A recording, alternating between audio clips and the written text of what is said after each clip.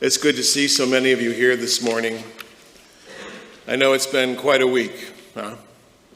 Quite a week in Los Angeles these days. A lot of folks very worried about what's happening. I have 2 kids who live in Washington, D.C. The tanks are amassing.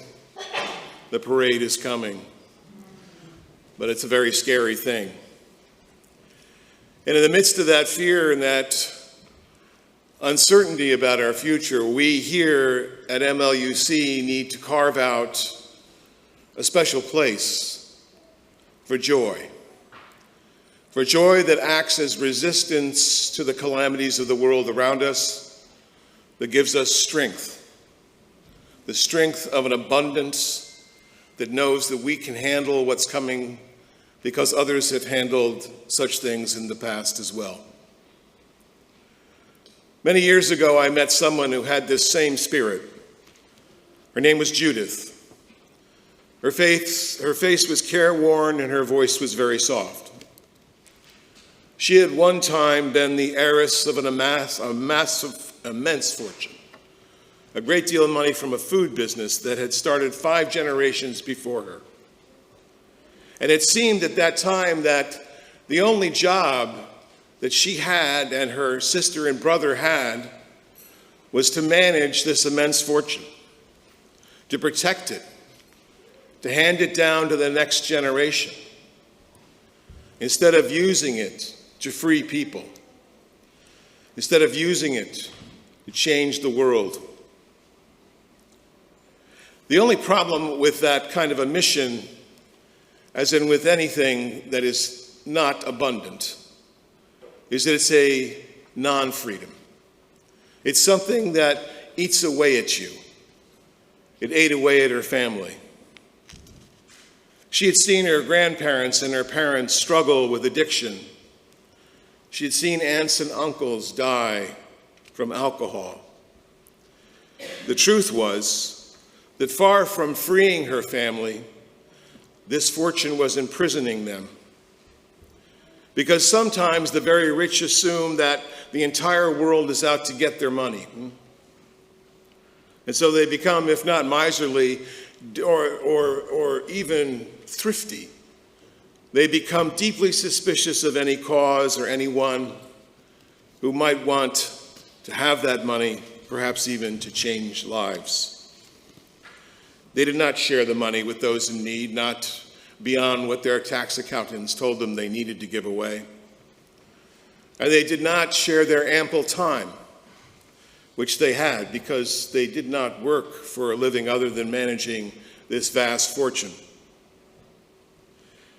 What we know now, of course, is that fear is the ultimate killer, no matter where it comes from. The fear that people have what's happening with our government, and the fear of the rich, and the fear of those who are disempowered, and those who are marginalized and in danger. But something happened to Judith along the way. She had a bit of a revelation. She realized that this was killing her. And so she decided what she would do was she would take on one cause that she knew she could do something about. And that was the cause of housing for those who were housing insecure. The lack of affordable housing in America is truly, truly horrific. Despite state laws in many progressive states that are supposed to make sure there's affordable housing, there is often not affordable housing because the baseline of what affordable is keeps going up and up, right? And the irony is that in blue cities, homelessness is at an all-time high. Because of the prosperity that those cities have engendered and the laws they have created to protect that prosperity, the people who need the housing cannot afford it. The real solution to housing and to homelessness is more housing. It's not complicated, but it needs to be affordable housing. And this is where Judith saw she could insert herself. So she joined an organization, a coalition of organizations, and she backed her joining with millions of dollars. And today, there are people who are no longer on the street, sleeping in their vehicles, or on friends' couches, but actually in affordable housing because of the work that Judith and her sister, who joined her, did. But the rest of the family shunned her. They thought she was crazy. What is she doing giving all this away?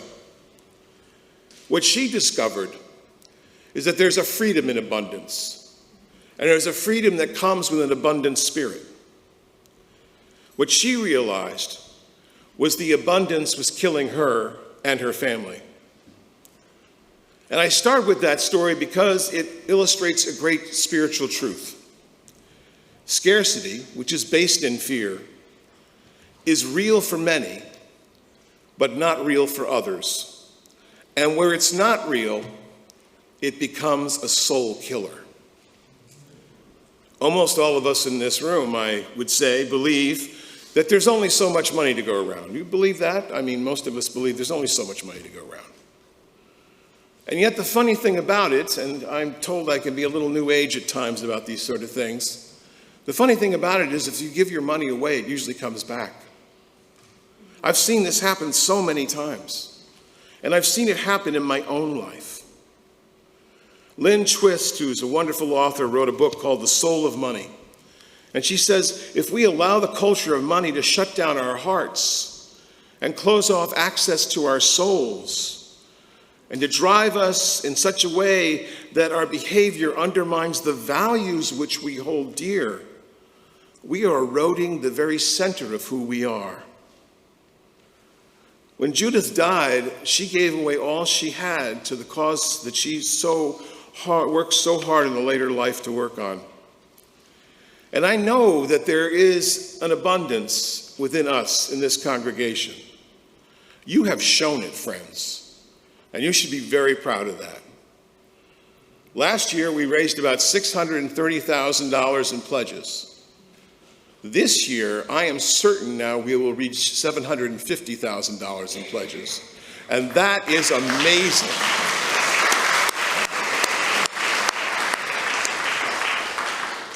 That money not only runs this place and pays your staff, but that money makes missions outside of these walls possible, such as we're going to be doing this fall when we deal with the issues of housing insecurity, such as we did this spring around issues of environmental justice and biodiversity.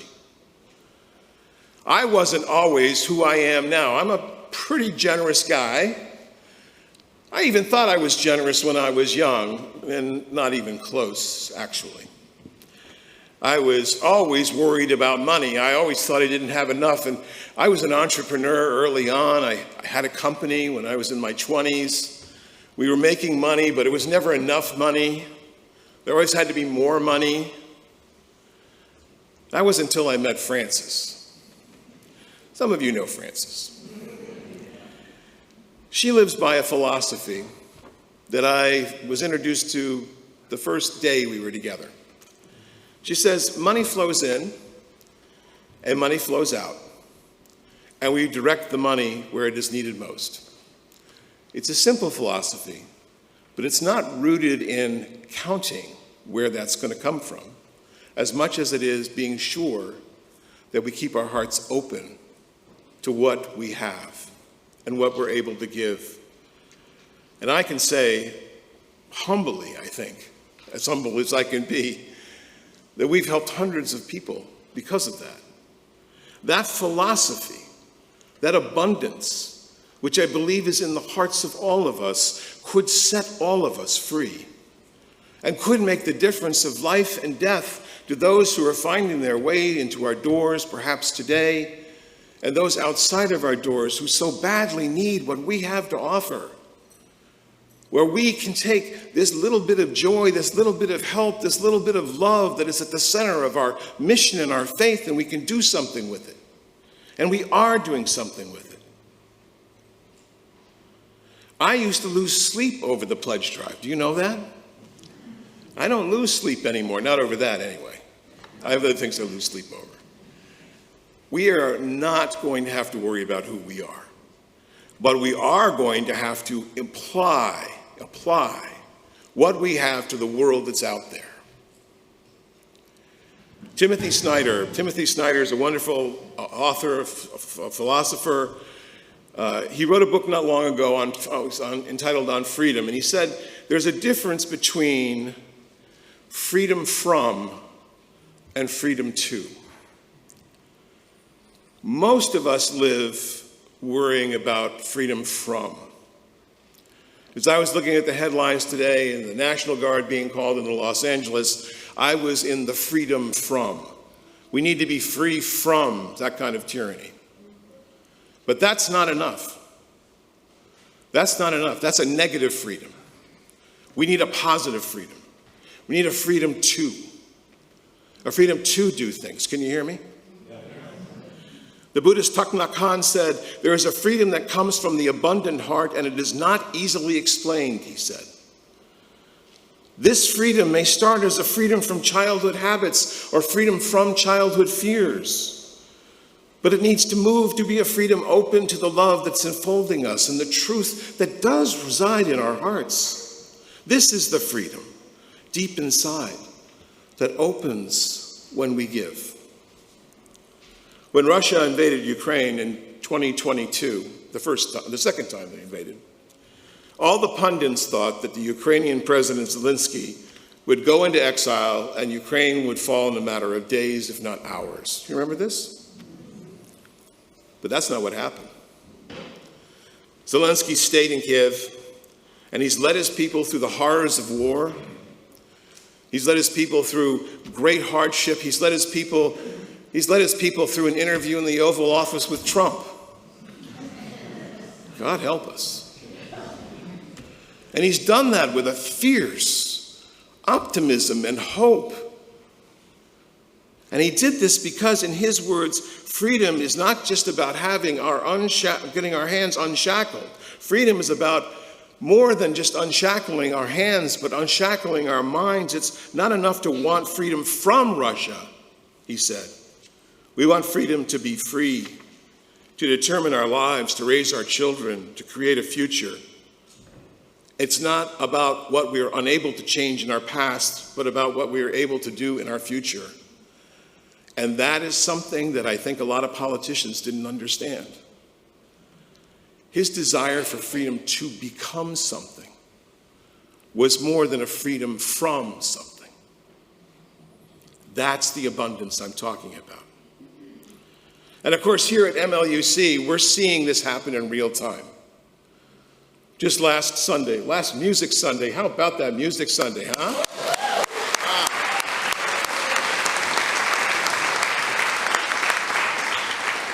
I got to tell you, David, I didn't think we'd stay for 4 hours of music, but we did. It was amazing. And someone who hadn't been here in years walks in the door, and she comes up to me and she introduces herself to me and she says, "What happened? I haven't been here in 3 years. What happened? This place is packed. This place is packed. There's energy all over the place." And I said, you know, what happened was we set the ministry free. We decided that we weren't going to be subject to our past, that we weren't going to let that define who we are. And we decided that we are more than the troubles of the world, and that we need to be the antidote to the world as it is right now. Someone said to me not long ago, so what you're doing there is providing a distraction. They don't come to this church. And I said, no, it might be that for some people, but I actually think of it as soul work. They were opening the heart to what really matters. After all, if we're going to go out there into the streets, and we very well may need to very soon go more into the streets than we are now, we need to do that with a heart that knows that we want a freedom to become something more than what we are now. Can you hear me? There are more people of goodwill in this country by far than there are those who would do us ill. There's an abundance that comes from a national spirit as well as the spirit of this congregation. I don't often quote David Brooks from the New York Times, who now seems to be liberal by any other standard, but he did have this to say. He said, America is not only a homeland, it's an idea. It's a moral cause. America stands for a set of universal principles that we are created equal, that we're endowed with inalienable rights, that democracy is the form of government that best recognizes the human dignity of all of us. And he recognized that we've fallen incredibly short, and we have so much more to go. But then he held up what he calls one form of nationalism over another. We hear a lot about the nationalism that's going on in the world. The populism, I hate that phrase. What's populist about this? There's nothing populist about sending the National Guard into Los Angeles, or a president that calls the governor news scum. There's nothing about that's a populist. What he said is, the real populism is the aspirational nationalism of a people that ranges from Abraham Lincoln to FDR to even Joe Biden and Kamala Harris, who emphasize that America is not only a land, but is also founded to embody and spread the ideals expressed in the Declaration of Independence and the Gettysburg Address. Donald Trump was asked not long ago what he thought the Declaration of Independence was about. He said, oh, it's about unity and love, and no, that's actually not what it's about. It's a declaration. It's a declaration of revolution and rebellion. And it holds up ideals that we strive for and have yet to achieve by far, but ideals that make us who we are. My beloveds, we are unapologetically progressive, and I hold that as a badge of honor. I don't even use the word liberal anymore. I just say we're progressive. We're progressive spiritually, and we're progressive in terms of the action we take. We want to see a world that is better than the world that we live in right now. That is the freedom, too, that we are striving for. That's why I'm encouraging everyone here today, if you have time, next Saturday, to come out for the many protests that are out there for the No King Day. We got to respond.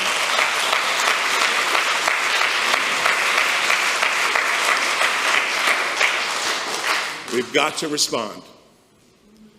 This is also Pride Month.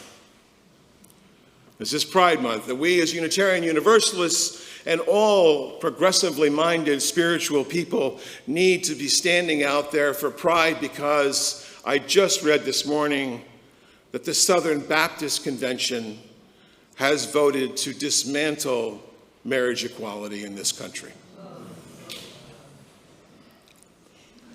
We have a job to do, don't we? And we're going to do that.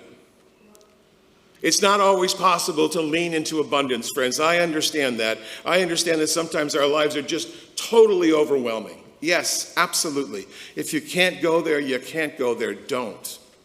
Come, be strengthened for the days ahead. But if you can, I'm urging you to be out there. We're going to need to be out there. You see, our love that stands at the center of all we do is nestled in this valley between protests on one hand and joy on the other. And that's where we have to be. We have to be in tension between those two. If we want to stop the assaults on poor people, if we want to stop the assaults on queer people, if we want to stop the assaults on people of color, if we want to stop the assaults on truth, we have to be out there. On good days, I look around from my beautiful perch at the parsonage, and I just turn to Francis and I say, where are we?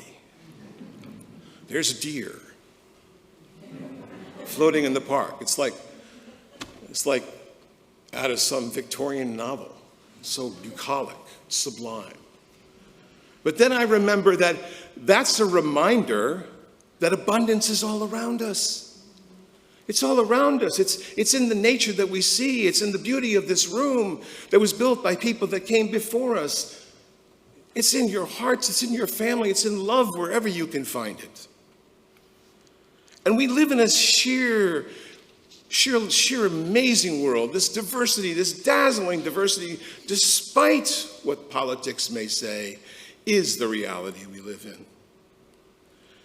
People ask me sometimes, they say, John, what would you call yourself, theologically? How do you describe yourself? It's a common question ministers ask one another. And these days, I've landed on, I'm an enchanted agnostic with mystical tendencies. Because I'm not sure, but I like the idea that I'm not sure, and maybe there's something more. I know there's something more. I'm going to find that something. But as my friend Tom Owen Toll said, I also believe that we are all free-thinking mystics with hands. And that's where I want us to be. I'm going to close with something joyful, a reminder of what we really are here to do. And this is a video from the UU songwriter Peter Mayer, who made the best case I know for celebrating the freedom of abundance that is ours to create in this beautiful world. Let's watch the video.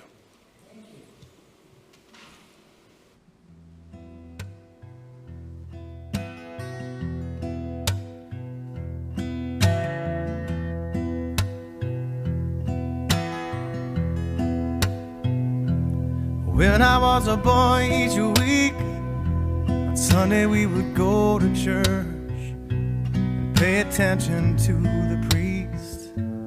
He would read the holy word and consecrate the holy bread, and everyone would kneel and bow. Today the only difference is everything is holy now. Everything is holy now.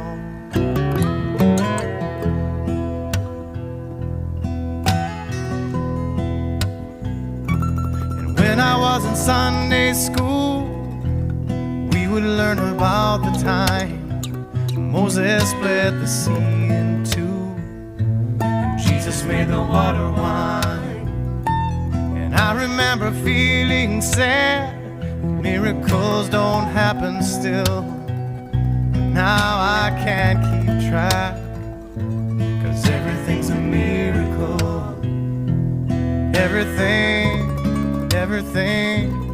Everything's a miracle.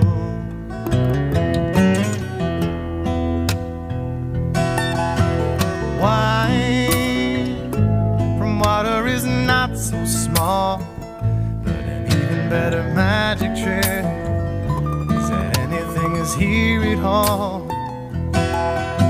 So the challenging thing becomes not to look for miracles, but finding where there isn't one.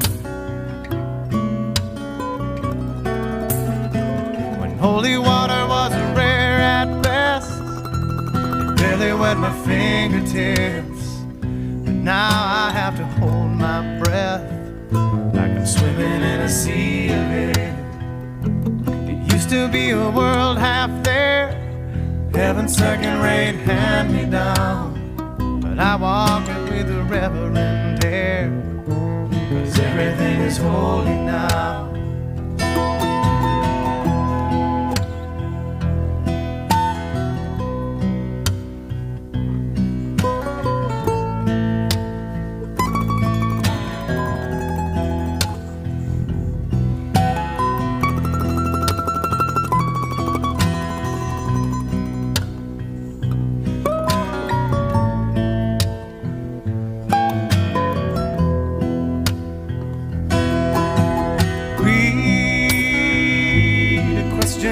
Child's face, say it's not a testament, that'd be very hard to say.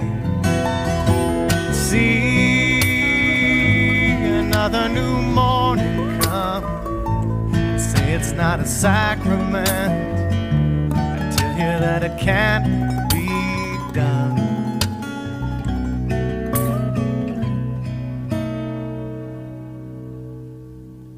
This morning outside I stood, I saw a little red-winged bird shining like a burning bush and singing like a scripture verse. It made me want to bow my head. I remember when church let out, how things have changed since then. Everything is holy now. It used to be a world half there, heaven's second-rate hand-me-down, but I walk it with a reverent air, 'cause everything is holy now.